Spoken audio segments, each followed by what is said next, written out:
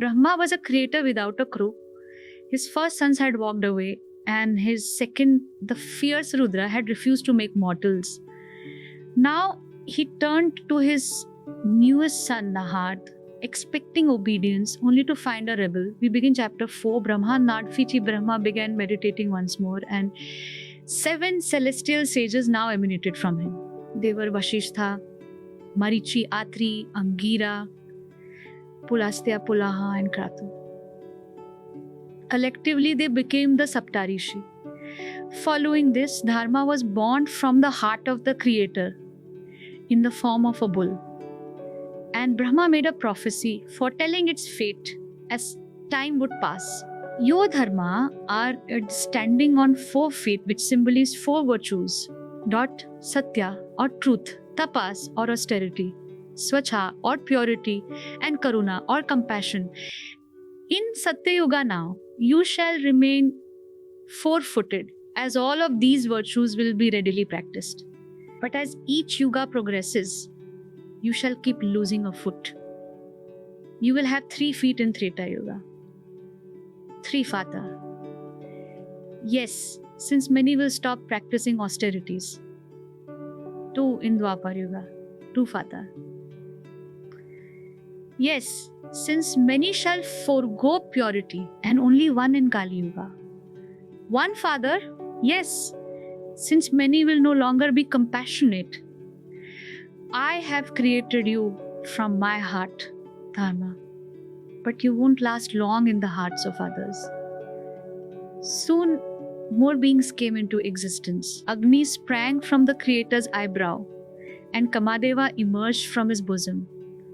Daksha from his right thumb, Vishwakarma from his navel, and Narada from his neck. Brahma was feeling sapped again. He turned and gazed at Narada with fatherly affection and made that same request that he had to the Kumaras. Go, my son, continue the process of creation. Alas, like the Kumaras, Narada too shook his head. Yeah, I must decline. This temporal world caught in an endless vortex of living and dying means nothing to me. I prefer the realm of Narayana, where time and space do not exist. You are offering me the joys of flesh, but I seek the bliss of consciousness. The Creator had had it now. First, Madhu and Kaitaba had put him in great danger.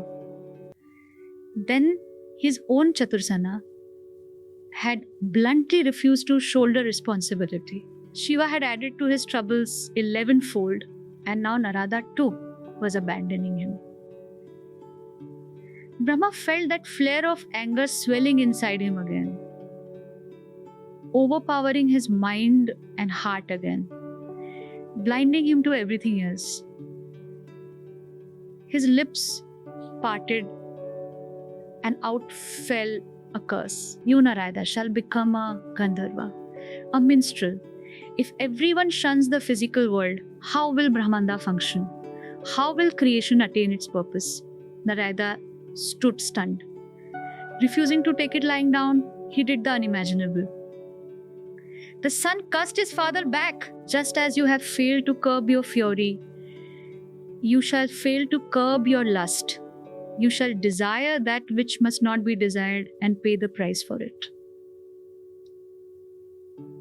The cosmos shrank. The 3 realms trembled. Never had a father cursed his son, and never had a son cursed his father. As his words reverberated throughout Brahmanda, Narada stormed off, leaving the future of creation in peril once again. Tears rolled down from Brahma's eyes now. Such was his anguish that even the petals of his lotus began to wilt.